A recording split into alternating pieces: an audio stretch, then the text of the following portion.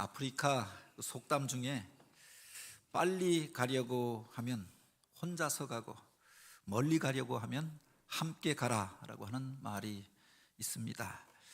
우리가 단지 어딘가에 빨리 가는 것 자체가 목적이다라고 하면은 혼자 가는 것도 나쁘지가 않지요. 다른 사람과 굳이 상의하고 의견 조율하고 같이 계획 세우고 내가 책임져 줘야 할 일들이 없으니 홀가분하게 혼자 갈 수도 있습니다. 그런데 그 가는 길이 멀고 험하고 또 힘들다라고 하면은 장거리 길을 우리가 가야만 한다라고 하면 누군가와 같이 그 길을 가야 한다라고 하는 겁니다. 그래야 그곳까지 갈 수 있다라고 하는 거죠. 우리 인생의 길이 그러하지 않습니까? 우리가 잠깐 살다가 마는 것이 아니라 우리가 긴 인생의 여정 가운데 끝까지 힘있게 행복하게 기쁨으로 그 길을 달려갈 수 있는 원리가 어디 있느냐? 혼자 가는 것이 아니라 함께 가야 한다라고 하는 겁니다.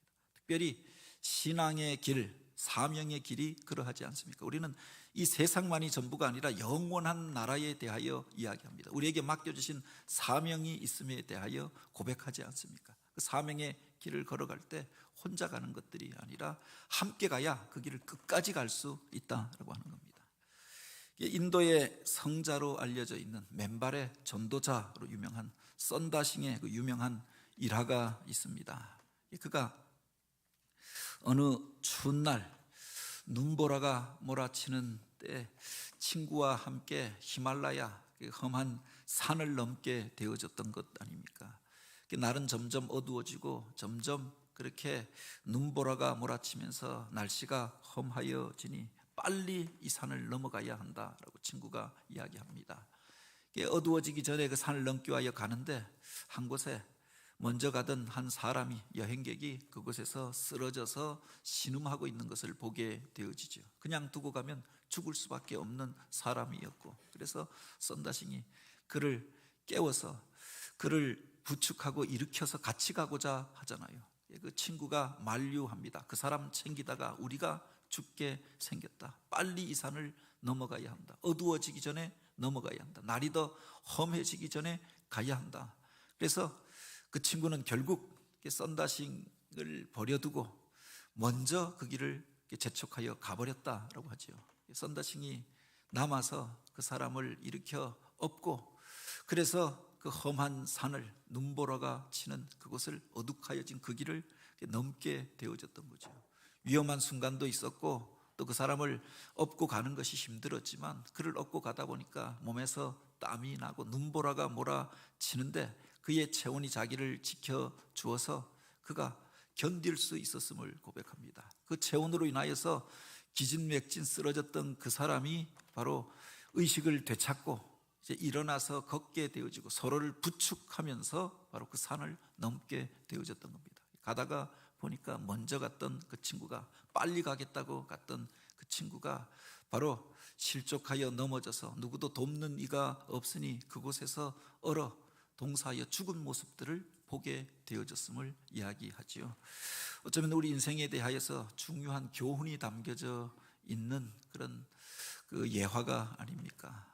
그 산을 넘어갈 때, 험한 산을 넘어갈 때, 위험한 산을 넘어갈 때 모두가 다 연약한 존재이지만 서로 부축하면서 함께 가는 것이 그 산을 넘어가는 비결이더라라고 하는 겁니다. 우리 인생의 길이 그러하지 않습니까? 우리 시대를 이야기할 때 우리 현대인의 삶의 문화에 대하여 이야기할 때 개인주의라고 이야기합니다. 코로나 이후에 이런 문화가 더욱 만연해졌다라고 말하지요.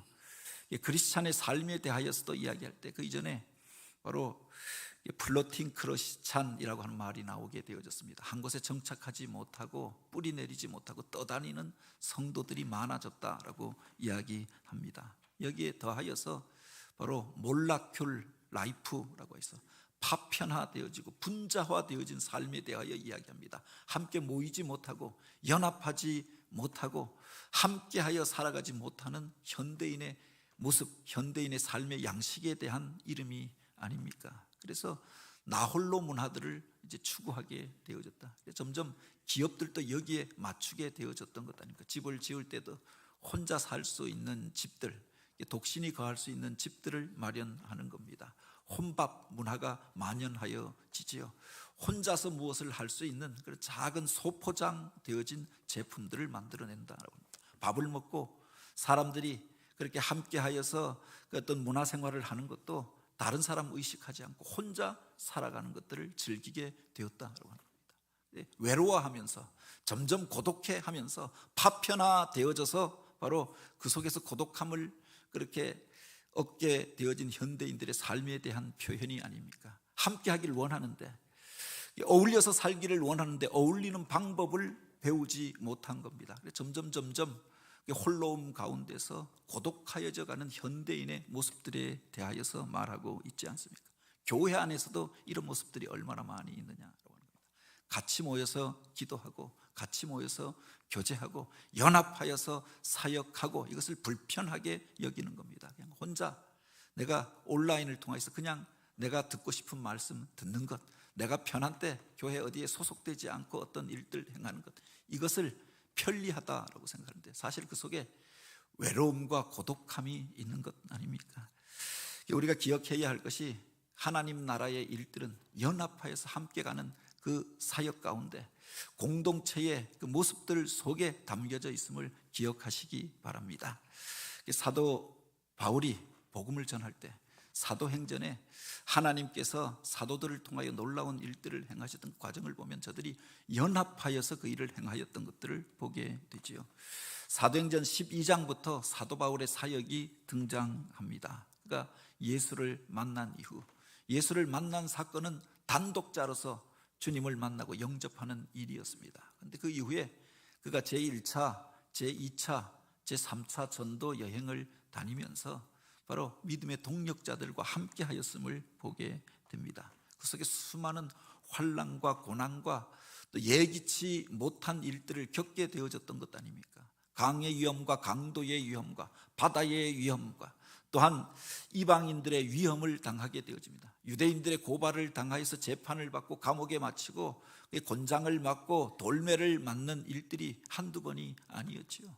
결국 그가 유대인의 참소로 인하여서 재판을 받기 위하여 로마를 향하여서 가게 되어졌던 것 아닙니까? 그 과정 속에서도 예기치 못한 대풍을 만나서 유라굴라라고 하는 태풍이 몰아쳐서 그 배가 깨어질 위기 가운데 놓여지게 됩니다.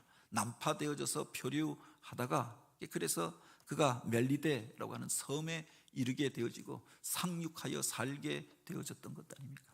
그 이후에 이제 그가 그 겨울을 지난 이후에 다시금 그 배를 수리하여서 로마를 향하여 나아가게 되는 과정을 바로 사도행전 28장은 기록하여 놓고 있습니다. 바울 입장에서는 평생 처음 가는 길이었습니다. 우리가 어딘가에 처음 갈 때 설레임도 있고 두근거림도 있지만 그 속에 불안함도 있잖아요. 어떤 일이 기다릴지, 어떤 상황이 기다릴지 우리가 알지 못하기 때문에 불안해하는 것 아닙니까? 누군가 아는 사람들이 그곳에 있다, 그를 의지하고 가겠는데 아는 사람도 하나 없는 그 길을 그가 가게 되어졌던 겁니다. 그것도 그가 죄수의 신분으로 가게 되었던 것 아닙니까? 편하게 여행하면서 계획 세워서 자기가 스케줄 맞춰서 가는 것이 아니라 유대인들의 고발로 인하여서 부득이한 죄수의 신분이 되어져서 그가 항소하여서 황제의 재판을 내가 받겠노라, 로마의 시민권이 나에게 있으니 내가 황제에게 가서 나의 무죄함을 주장하겠노라. 그래서 재판을 받기 위하여 미결수의 신분으로 그 배를 타고 로마를 향하여서 가게 되었다라고 하는 겁니다. 신분적으로 불안한 자리 가운데 있었습니다. 가서 죄인이 확정되어지면 감옥에서 얼마나 더 머물러야 할지, 어떤 형벌을 받게 될지 모르는 상황이었습니다. 도와줄 사람도 아는 사람도 하나도 없는 그 길을 갈 수밖에 없었다. 더구나 그 과정 속에 험하고 위험한 일들을 겪었던 것도 아닙니까? 타고 가던 배가 그냥 갔던 것도 아니라 그렇게 태풍을 만나서 그렇게 모든 기물들을 다 바다에 던져버리고 난파되어져서 그렇게 나무 조각 하나를 의지하여서 멜리데라고 하는 구사일생으로 살게 되어졌습니다. 그곳에서 또 뱀에 물려서 위험한 일들을 겪고 이제 그가 살게 되어져서 로마를 향하여 다시금 가게 되었던 것 아닙니까?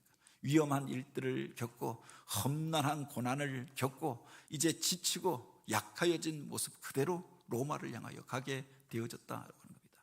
위축될 수밖에 없고 불안할 수밖에 없고 무엇인가 앞날에 대한 어떤 보장도 없었기 때문에 답답한 모습일 수밖에 없었다고 하는 겁니다.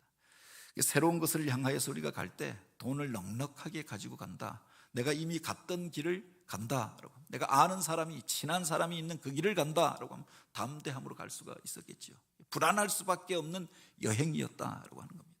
오늘 본문은 그가 그 로마에 들어서게 되어졌을 때 있었던 일들을 기록하고 있습니다. 그가 로마에 들어갈 때 바로 혼자 간 것이 아니라 함께 갔던 사람들이 있었음을 기록하고 있습니다. 그가 그곳에 갈 때 아는 사람이 하나도 없다고 생각하였는데 그를 맞으러 나왔던 사람들이 있었음을 기록하여 놓고 있는 겁니다. 14절에 보면 거기서 형제들을 만나 그들의 청함을 받아 이레를 함께 머무니라. 그래서 우리는 이와 같이 로마로 가니라 라고 하였습니다. 로마로 가는데 멜리데에서 이제 겨울을 나고 그 배가 회복되어져서 로마를 향하여서 출항하게 되어졌는데 멜리데를 떠나 수라고사와 레기온을 거쳐서 부디올이라고 하는 곳에 이르게 되어집니다. 이제 이탈리아 반도에 상륙하여서 과거에 폼베이라고 하는 도시가 있던 그 위쪽으로 새로 세워진 항구 도시가 부니올입니다. 그곳에 그가 들어가게 되어졌는데 그곳에서 바로 형제들이 나와 그를 맞아 주었다라고 하는 겁니다. 그들의 청함을 받고 그들과 교제하면서 위로함을 얻게 되어졌던 거죠. 함께하여서 그 배에 오르지 못하였던 형제들이 그곳에 나와서 기다리고 있다가 바울을 만나서 같이 교제하면서 그동안 있었던 일들을 나누고 또 그들을 통하여서 위로를 받게 되어졌던 겁니다. 일주일 동안 머물면서 바로 그들을 통하여서 힘을 얻게 된 일들을 기록하고 있는 겁니다. 빨리 가는 것만이 능사가 아니라 멀리 가려고 하면 쉬었다 가는 법을 배워야 한다라고도 이야기하지요. 그 과정 속에 하나님께서 그를 멜리데로 몰아가셔서 그곳에서 그가 담대함을 얻고 치유함을 얻고 로마에 들어갈 일들을 준비하게 하십니다. 바로 부디올이라고 하는 곳에 이르러서 주의 형제들을 만나서 위로함을 얻고 그래서 이제 로마에 갈 담력을 얻게 하신 이후에 그 길을 계속 가게 하여 주셨다라고 합니다. 빨리 가는 것이 중요한 것이 아니라 때때로 잠시 멈추고 또 그 속에서 다음 일들을 준비하는 게 필요하잖아요. 내가 그렇게 행하지 아니할 때 하나님께서 어떤 일들을 멈추게 하실 때가 있습니다. 그리고 그곳에서 만나게 하는 사람들이 있었던 것 아닙니까? 그들을 통해서 위로를 경험하게 되었던 거지요. 이어지는 15절에 보면 그곳 형제들이 우리 소식을 듣고 앞비오 광장과 트레스 바데르네까지 맞으러 오니 바울이 그들을 보고 하나님께 감사하고 담대한 마음을 얻으니라 라고 했습니다. 그리고 다시금 로마를 향하여 올라가는데 부디올에서 로마를 향하여 가는 과정에 앞비오 광장이라고 하는 곳이 있습니다. 우리로 말하면 전라도에서 또는 부산에서 경상도에서 서울을 오려고 하면 천안 삼거리를 지나야 하는데 바로 그곳까지 맞으러 서울에 있었던 성도들이, 로마에 있었던 성도들이 그곳까지 와서 그를 맞이하고 그렇게 그를 환영해 주었던 겁니다.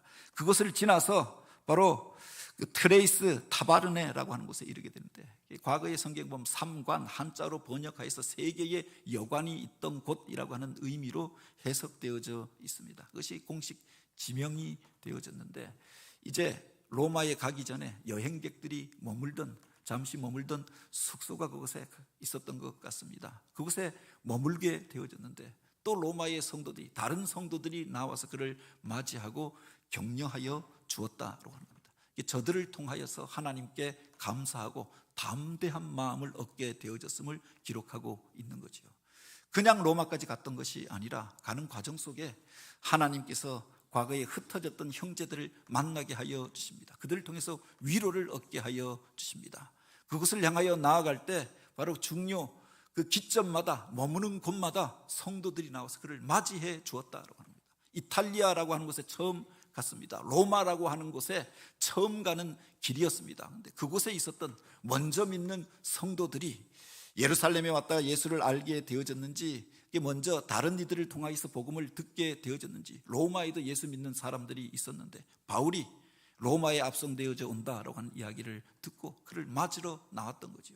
자기 신앙 지키고 살기도 바빴을 터인데 그 먼 곳까지 걸어서 천안 삼거리까지 나와서 그를 맞아 주었던 겁니다. 수원 화성 입구까지 와서 그가 머무는 그곳에 찾아와서 그를 격려하고 바로 그에게 되어졌던 일들에 대하여 기다리는 성도들에 대한 이야기를 들려주었던 거죠. 그 이야기를 듣고 그가 하나님께 감사하게 되었고 담대한 마음을 얻게 되었다라고 하는 겁니다. 혼자가 아니라 이미 믿는 사람들이 그곳에 있음에 대하여 깨닫게 되어졌던 거죠. 혼자가 아니라 같이 이 길을 가는 사람들이 있음에 대하여서 그가 깨닫고 감사하게 되었다라고 하는 겁니다. 환경을 보면, 조건을 보면 위축될 수밖에 없는 상황이었습니다. 불안하고 두려워할 수밖에 없는 그런 상황이었습니다. 그런데 그들을 통해서 위로함을 얻고 담대한 마음을 얻고 힘을 내어서 그 길을 가게 되었음을 말하고 있는 거지요. 오늘 우리가 인생의 길을 걸어갈 때 그렇게 힘이 되어지는 사람들을 만나게 될 때가 있잖아요. 혼자 그 길을 간다 그런데 동일한 생각을 가진 사람들을 만나게 될 때 바로 오늘 우리가 내가 잘못된 길을 가는 것이 아니다라고 하는 걸 깨닫게 되는 것 아닙니까? 지난번에 사실은 제 목회 그 비전 중에 하나가 한민족 선교에 대한 비전, 그리고 복음 통일에 대한 비전들을 가지고 기도하고 있었는데 개 교회 안에서 개인적으로 그렇게 생각하고 그 일들을 최소한의 선에서 준비하여야겠다 생각하였는데, 교단 안에서 북한 선교위원회라고 하는 조직을 만나게 되었던 겁니다. 지방회 안에 그런 사역들을 먼저 하는 사람들을 만나고 소개를 받고, 그런데 동일한 비전을 가지고 있고 동일한 것들을 놓고 기도하는 사람들이 있음을 발견하면서 그 1박 2일 수련회를 통하여서 도전과 위로를 받게 되어진 겁니다. 혼자 생각하는 게 아니구나, 혼자 하나님께서 그렇게 맡겨주신 사역이 아니었구나라고 하는 것을 깨닫게 되어졌던 거죠. 신앙의 길을 걸어갈 때, 사명의 길을 걸어갈 때 이 동력자들을 만나는 것이 얼마나 큰 힘이 되어지느냐라고 하는 겁니다. 여기에 보면은 그렇게 기록합니다. 거기서 형제들을 만나 그들의 청함을 받아 이레를 함께 머무니라. 그래서 우리는 이와 같이 로마로 가니라 라고 했는데, 여기에 보면 로마를 향하여 가는 그 여정에 대해서 소개하면서 바울이 그렇게 갔다라고 말하고 있지 않고 3인칭으로 표현하고 있지 않고 바로 그 1인칭 복수형으로 표현하고 있는 겁니다. 우리가 그들을 만나 우리가 로마에 들어갔다 이렇게 표현하고 있는 겁니다. 이것을 통해서 알 수 있는 것이 바울이 그 로마를 향하여 가는 여정 가운데 힘들고 어려운 일들을 만났지만 혼자 만났던 것이 아니라 함께 하였던 동력자들이 그와 같이 있었음을 기록하여 놓고 있는 것 아닙니까? 누가 그와 같이 하고 있었는가, 누가 같이 로마를 향하여 가고 있었는가, 그 이름은 다 기록하여 놓고 있지 않지만 주의 형제들을 만나니라 그런 정도 표현하고 있는데, 적어도 우리가 분명하게 알 수 있는 것은 이 우리라고 하는 말은 이 글을 쓴 사람이 그와 함께 하고 있었음을 말하고 있는 것 아닙니까? 이 사도행전을 쓴 사람이 누구입니까? 그가 바로 의사 누가이잖아요. 의사 누가가 사도 바울의 전도 행전에 같이 참여하게 되어집니다. 언제부터 그가 참여하게 되었을까? 사도행전을 읽다 보면은 사도행전 16장 10절에 그가 아시아로 가던 길이 막혀져서 그가 그곳에서 드로아에서 하나님 앞에 기도하게 되잖아요. 환상을 보게 되어지는데 바울이 그 환상을 보았을 때 우리가 곧 마게도냐로 떠나기를 힘쓰니 이는 하나님이 저 사람들에게 복음을 전하라고 우리를 부르신 줄 인정함이라 그렇게 기록하여 놓고 있습니다. 그리고 그 다음부터 표현이 바울이 또는 바나바가, 바울과 실라가 이렇게 기록하지 않고 우리가 라고 하는 말이 기록되어져 있는 겁니다. 그때부터 의사 누가가 바울과 동행하게 되어졌다고 하는 겁니다. 그 이전까지 바울이 실라를 의지하여서 둘이 그 길을 갔습니다. 그런데 그 이후에 의사 누가가 언제부터인가 그 선교 여행 가운데 동행하게 되어진 그 일들을 기록하여 놓고 있는 겁니다. 우리가 생각하기에 아마 아시아를 향하여 가려고 하는데 그 길이 막혀진지라. 그런데 가려고 하면은 무슨 몸에 병이 나든지 고통과 아픔의 일들이 일어나가지고 그 장애 때문에 그 일을 행할 수가 없었던 겁니다. 몇 번 그 일이 반복되면서 하나님이 막으시는 것으로 생각한 것이 아닌가 우리가 해석할 수 있지요. 그런데 그의 육체의 아픔으로 인하여서 그때 만나게 되었던 사람이 의사 누가가 아닌가. 그를 통하여서 치료함을 받고 도움을 얻게 되어졌는데, 의사 누가 입장에서는 바로 그때 바울을 만나서 복음을 듣고 예수를 영접하고 이 사명의 중요함을 깨닫게 된 것이 아닌가. 그 이후부터 그가 바울을 돕고 동행하게 되어졌던 거죠. 유럽을 향하여 넘어갑니다. 그리고 빌립보에서 또 데살로니가에서 그리고 고린도와 아테네를 거쳐서 제3차 전도 여행을 갈 때까지 계속 같이 동행하게 되었다라고 합니다. 혼자가 아니라 바울과 동행하는 무리들이 있었다라고 하는 겁니다. 의사 누가만이 아니라 아리스다고 그리고 디모데가 그 길 가운데서 합류하여서 로마를 향하여 가는데, 바로 그들이 함께 만나서 가게 되어졌음을 이야기하고 있는 거죠. 하나님께서 맡겨주신 일들을 행하고 갈 때 하나님께서 동력자들을 붙여주셨던 겁니다. 그들을 통해서 힘을 얻고 자기의 연약함이 치료함을 받고, 그래서 사명의 길을 끝까지 갈 수 있었음을 말하고 있는 겁니다. 브리스라고 하는 신학자가 쓴 바울 곁에 사람들이라고 하는 책이 있습니다. 바울 곁에 바울이 그 사명의 길을 끝까지 갈 수 있었던 것, 그 일을 성공적으로 진행할 수 있었던 것, 로마 제국 전체를 뒤흔드는 그런 사역들을 감당할 수 있었던 이유가 어디에 있느냐? 그의 곁에 좋은 동력자들이 있었기 때문이다라고 하는 겁니다. 하나님께서 우리들에게 어떤 일들을 맡기실 때 그냥 맡기시는 것이 아니라, 혼자 가라 명령하시는 것이 아니라 돕는 자들을 붙여주심에 대하여 이야기합니다. 모세를 향하여서 내가 내 백성 이스라엘을 애굽 땅에서 구원하여 내라 라고 말씀하시고 혼자 보낸 것이 아니라 아론이 너를 대신하여 말할 것이라. 동력자들을 붙여주시잖아요. 양쪽에 돕는 이들이 있어서 그가 손을 들어 기도할 때 하나님의 능력이 나타나게 되어집니다. 그 일들을 앞장서서 행할 사람들을 세워주셔서 그 백성들을 이끌고 가나안 땅에 들어가게 하였던 것 아닙니까? 기억할 것이, 하나님께서 당신의 일들을 맡기실 때 오늘 우리에게 혼자 맡긴 게 아니다라고 하는 겁니다. 돕는 자들을 붙여서 동력자들과 함께하여 일하게 한 줄 믿으시기 바랍니다. 사도 바울이 로마서 16장에 이 일에 대하여 이야기하고 있죠. 내가 너희들에게 가기를 원하는데, 로마서를 쓰는 상황은 아직 로마에 가기 전의 상황을 기록하고 있습니다. 그런데 로마에 가기를 원하여서 지금까지 동력하였던 사람들, 먼저 로마에 가서 이 일을 준비하게 하였던 사람들, 그리고 함께해서 이 길을 가고 있는 사람들에 대하여 소개하고 있지 않습니까? 무려 37명의 이름이 로마서 16장에 기록되어져 있는 겁니다. 브루스길라와 아굴라, 그들은 나를 위하여 자기 목숨도 아깝게 여기지 아니하였던 사람들이라. 그들에게 감사하라.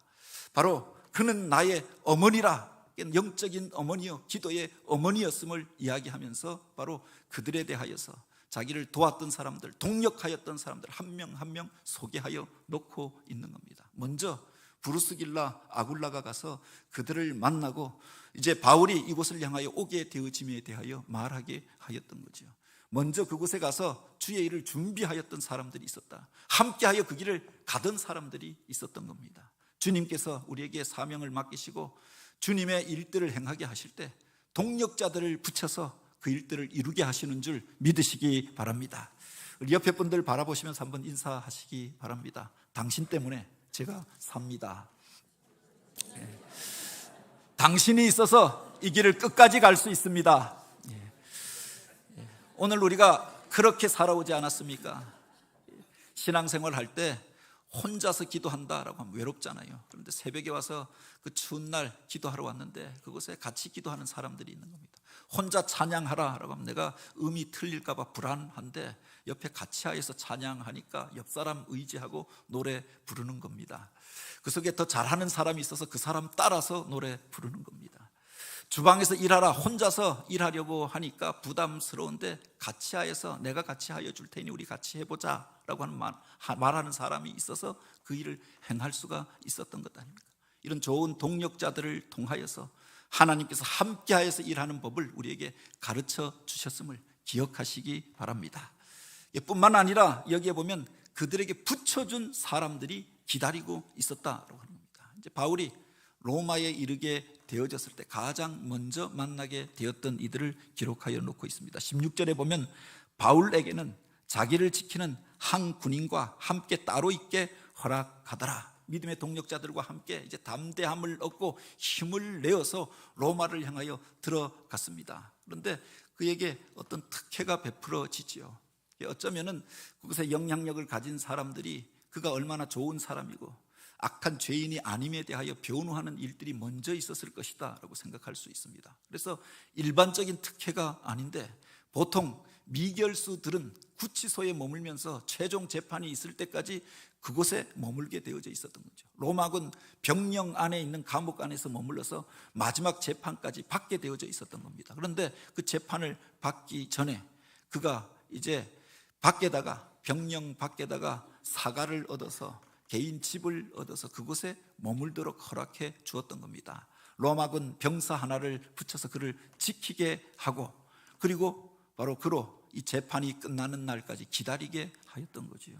나름대로 반의 자유를 얻게 되어졌던 겁니다. 그런데 그 로마 법에 보면은 그가 밖에서 머물 때에도 이 자유에 대해서는 심각한 제한을 받았다라고 이야기하죠. 우리가 가택연금이라고도 이야기합니다. 그래서 밖에 나와 있을 경우에도 그가 밖으로 다니는 것이 아니라 그 대문 밖으로 나갈 수가 없는 거지요. 다만 정한 사람들이 사전에 허락받고 그 집을 방문할 수 있도록 하여 주었던 겁니다. 그를 지키는 병사가 로마 법에 보면은 최종 판결이 나기까지 완전한 감옥에 들어가기까지 바로 그 죄수와 함께 그 미결수와 함께 쇠사슬로 묶여서 수갑에다가 쇠사슬을 묶어서 그를 지키게 하였던 겁니다. 혼자 도망가지 못하고 혼자서 바로 최종 재판을 받기 전에 도망하지 못하도록 만들어 놓았던 거죠. 어찌 보면은 자유가 제한되어졌다라고 하는 겁니다. 마음대로 다니고 마음대로 사람을 만날 수 있었던 상황이 아니었습니다. 그런데 우리가 사도행전의 역사를 보면 그 이면사를 보면 누가 먼저 예수를 믿게 되어졌는가? 바울을 통해서 가장 먼저 예수를 믿었던 사람들이 누구인가? 바울과 묶여 있었던 그 사람, 그를 지키도록 명령받았던 그 군인이 황실의 그 근위병이 가장 먼저 예수를 듣고 복음을 영접하게 되었다라고 하는 겁니다. 빌립보에서도 그런 일이 있지 않았습니까? 그 감옥에 갇혔습니다. 복음을 전하다가 억울한 일들을 당하여 감옥에 갇혔는데 바로 가장 먼저 예수를 믿고 영접하였던 사람이 누구냐? 그를 지키고 있었던 바로 빌립보의 간수가 그를 통해서 예수를 만나고 영접하게 되어지잖아요. 그의 가족들이 예수를 믿고 빌립보 교회에 초석을 이루게 되었다라고 합니다. 로마에서도 이런 일들이 벌어지게 되어졌던 거죠. 겉으로 보기에는 묶여져 있었습니다. 나의 자유를 제한하던 사람이었습니다. 나를 감시하도록 세움받은 사람이었습니다. 불편한 사람이었고 답답한 그 상황 속에 있었습니다. 그런데 그와 나를 묶고 있는 이 줄이 복음이 전하여지는 통로가 되어졌다. 그를 복음에 메어놓게 하는 줄이 되어졌다고 하는 겁니다. 그 사람 입장에서는 바로 그에게 근무지로 명령받아서 바울을 지키라고 한 동안 사나 죽으나 24시간 바울과 그렇게 함께 행동해야 했던 겁니다. 바울을 통해서 예수에 대하여 들을 수밖에 없었던 거죠. 복음에 대하여 들을 수밖에 없었다. 물론 그렇게 교대하는 사람들이 있었을 것입니다. 그 사람이 2사람이었든 4사람이었든 바로 그들이 예수를 믿는 통로가 되어졌던 거죠. 뿐만 아니라 조금의 자유를 얻어서 그가 나가지는 못하였지만 그 집에 사람들이 방문하는 것은 허락받게 되었음을 기록합니다. 사흘 후에 바울이 유대인 중에 높은 사람을 청하여서 밖에 나가서 사람을 만날 수는 없지만 거리에 나가서 전도할 수는 없었지만 가택에 연금되어져 있는 처지였고 묶여져 있는 처지였지만 사람들이 그 집에 들어오는 것들은 허락받았다라고 하는 겁니다. 그래서 사람들을 청하였던 것 아닙니까? 바로 유대인들 가운데 높은 사람들, 알만한 사람들을 청하여서 내가 이런 일로 이곳에 와 있으니 당신을 만나기를 청하나이다. 초대하게 되어졌던 것 아닙니까? 부정적인 의식을 가지고 있었던 사람도 있었을 터이고 그에 대하여 궁금증을 가지고 있었던 사람들도 있었을 것입니다. 어찌되었든 그가 어떤 사람인가 만나는 보자. 그래서 유대인들 가운데 날마다 그를 찾는 사람들이 있어지게 되었다고 하는 겁니다. 그곳에 머물러서 그가 머물렀던 그 집이 구치소가 아니라 감옥이 아니라 연금되어진 가택이 아니라 바로 복음을 전하는 센터가 되어졌던 거죠. 많은 사람들이 그 집을 찾게 되어집니다. 이 유대인들이 그에 대하여 고발하니 고향에서 바리새인들이 그에 대해서 그렇게 비난하니 대체 그가 어떤 사람인가 얼굴이라도 보고자 하는 마음도 있었을 것입니다. 그가 전하는 바에 대하여 많은 사람들이 믿고 놀라운 일들이 벌어졌다라고 하니 그 사람의 얼굴을 한번 보고 싶은 마음도 있었을 것입니다. 그래서 많은 사람들이 그를 찾아오게 되어지잖아요. 그들에게 복음을 전하였던 겁니다. 물론 모두 믿었던 것은 아닙니다. 본문에 보면은 그 말을 믿는 사람도 있고 믿지 아니하는 사람도 있어 서로 마음이 맞지 아니하였으나 그렇게 기록하여 놓고 있습니다. 모두 믿었던 것은 아닙니다. 그러나 그들을 향하여 내가 왜 이곳에 오게 되어졌는가, 내가 무엇으로 인하여 이와 같이 재판을 받고 묶임 바 되어졌는가, 그 사연에 대하여 이야기합니다. 그리고 바로 이스라엘의 소망으로 인하여 내가 메인 바 되어졌음에 대하여, 이전부터 우리가 가지고 있었던 이스라엘 사람들이 기다리던 하나님의 나라 메시아에 대하여 우리가 기다리고 있었는데 그 소망에 대하여 그들에게 전하게 되어졌던 것 아닙니까? 그가 이야기합니다. 바울이 아침부터 저녁까지 강론하여 하나님의 나라를 증언하고 모세의 율법과 선지자의 말을 가지고 예수에 대하여 저들에게 권하더라라고 하였습니다. 내가 왜 매이게 되어졌는가? 예수 믿는 것 때문에 바리새인들에게 고발당하였는데 예수의 부활에 대하여 내가 증거함으로 인하여 돌매를 맞게 되어졌는데 성경에 기록하고 있는 바 모세의 율법이 상징하고 있는 것들, 예언자들이 증언하였던 그 일들이 예수를 통하여 어떻게 이루어졌는가, 이것을 그들에게 전하게 되었다라고 합니다. 하나님의 나라를 기다리고 메시아의 오심을 기다리고 있었는데 그분이 이미 오셨음에 대하여 이 복음을 그들에게 전하는 기회로 삼았던 거죠. 겉으로 보기에는 억울한 일들을 당하여 묶인 자리 가운데서 모든 것들이 제한되어져 있는 상황 속에 있지 않았습니까? 그것이 복음을 전하는 통로가 되어졌다고 하는 겁니다. 많은 이들이 어떤 사역에 대하여 권면하면 그 일을 할 수 없는 상황에 대하여 이야기합니다. 내가 이렇게 바쁘고 어떤 문제에 매여 있고 무엇 때문에 고민 중에 있고 무엇을 하기에 자유롭지 못한 상황에 대하여 이야기합니다. 그래서 주의 일을 할 수 없고, 그래서 전도할 수 없고, 그래서 내가 주님 나라를 위하여서 헌신할 수 없다라고 이야기하죠. 그런데 바울의 상황을 보면 그를 묶고 있는 것이 복음을 전하는 통로가 되어졌다, 그를 막고 있는 것이 바로 하나님의 복음을 전하는 센터가 되어졌다라고 합니다. 그가 당하고 있는 억울한 일들이 주님의 영광을 나타내는 기회가 되어졌던 것을 보게 되어지죠. 상황 때문에 못하는 것이 아니라, 그 조건 때문에 우리가 그렇게 그 일을 행하지 못하는 것이 아니라, 사실은 오늘 우리 안에 주님의 나라를 향한 열망과 사랑이 식어졌기 때문은 아닙니까? 바울 안에 그 나라를 향한 뜨거운 열망이 있었습니다. 하나님이 보여주신 비전에 대한 확신이 있었습니다. 그러니까 묶여 있었지만 묶여진 그 사람, 그에게 복음을 전하라고 하였는가 보다. 그에게 복음을 전하잖아요. 갇혀진 자리, 여기에서 복음을 전하라고 하였는가 보다. 그래서 그들에게 복음을 전하는 곳으로 삼았다라고 하는 겁니다. 그가 이제 자기에 대하여 비난하는 사람들이 있습니다. 공격하는 사람들이 있습니다. 그들을 자기의 집으로 청하였던 것 아닙니까? 예, 자기에 대하여 궁금하였던 그 일에 대하여, 자기가 억울하게 고발당하였던 그 일이 바로 복음을 전하는 계기와 통로가 되어졌던 거죠. 왜 이런 일들을 당하게 되어졌는가? 그래서 예수를 증언하는 수단이 되고 도구가 되게 하였다라고 합니다. 오늘 우리들 가운데 억울하고 힘든 일들이 있습니까? 그 속에서 우리를 사용하시고 연단하시고 또 새롭게 하시는 하나님의 뜻이 있음을 기억하시기 바랍니다. 오늘 우리를 힘들게 하는 그 사람이 있습니까? 그가 바로 나에게 묶어준 영혼임을 기억하여서 그를 통하여서 하나님의 영광이 나타나도록 기도하며 복음을 전할 수 있는 저와 여러분이 되길 원합니다. 이 본문을 통하여서 우리가 보는데 의미 없는 것처럼 기록되어져 있는 구절이 있어서 왜 이런 구절을 굳이 구태여 이곳에 기록하여 놓았을까? 사도행전의 마지막 장입니다. 로마를 향하여 입성하는 과정입니다. 그런데 왜 이런 구절을 적어 놓았을까? 의문을 갖게 되어지는 구절이 있습니다. 11절에 보면은 석 달 후에 우리가 그 섬에 겨울을 난 알렉산드리아 배를 타고 떠나니 그 배의 머리 장식은 디오스구로라, 이렇게 해놨습니다. 굳이 그 배에 대해서 소개하는데 무슨 배를 탔다 정도가 아니라 그 배의 장식이, 그 머리에 디오스구로의 장식이 달려 있더라, 이렇게 기록해 놓고 있는 겁니다. 왜 이것을 굳이 기록해 놓았을까? 그 배의 상징이 그것이었다라고 하는 겁니다. 근데 이 디오스구로가 뭐냐? 그 밑에 보면 제우스의 쌍둥이 아들이라고 그렇게 기록되어져 있는 겁니다.